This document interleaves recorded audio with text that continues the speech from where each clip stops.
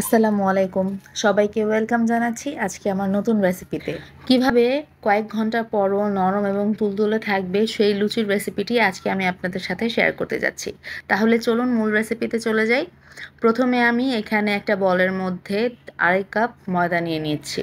এখানে অবশ্যই ময়দাটা নিতে হবে, আটা দিয়ে এটা ওরকম ভালো হবে না। তারপর এই ময়দার মধ্যে আমি দিয়ে দিচ্ছি কালি জিরা, দিয়ে দিচ্ছি শাহি জিরা আর সাথে দিয়ে দিচ্ছি স্বাদ মতো লবণ।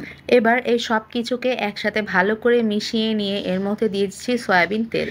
এবার এই তেলটাকে আমি ময়দার সাথে ভালো করে মিশিয়ে নিচ্ছি যেন কোনোভাবে কোনো জায়গায় দলা পেকে না থাকে। একদম ঝরঝরা করে মিশিয়ে নিব যেন এক মুঠো করলে সব কিছু জমাট বেঁধে যায়। আপনারা হয়তো বা দেখেই বুঝতে পারছেন।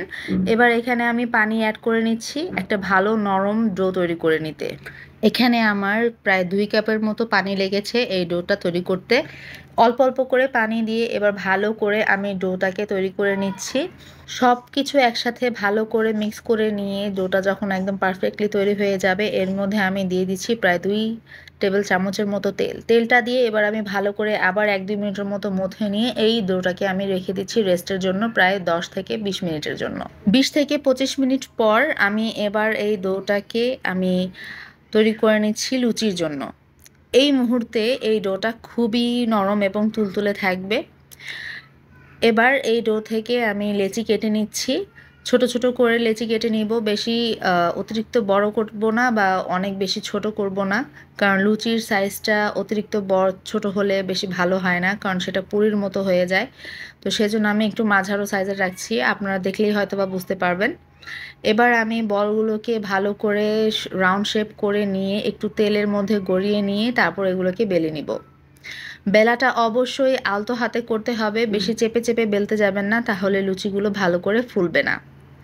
লুচিগুলোকে অবশ্যই সবগুলো একসাথে বেলে রেখে দিতে যাবেন না, তাহলেও লুচি ফুলে না, কারণ সেটা বসে যায়। তো সেজন্য প্রায় 4-5টার মতো করে লুচি বেলে তারপর নগদে ভেজে নিতে হবে, তাহলে লুচিগুলো অবশ্যই ফুলবে এবং নরম এবং তুলতুলে থাকবে। লুচি ভাজার জন্য তেলটাকে অবশ্যই ভালো করে গরম করে নিতে হবে। একদম গরম তেলের মধ্যে লুচি ছাড়লে তাহলে লুচিটা ফুলে উঠবে।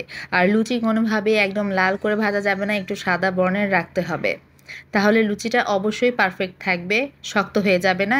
এই লুচিগুলোকে আপনারা যে কোনো কিছুর সাথেই সার্ভ করতে পারবেন।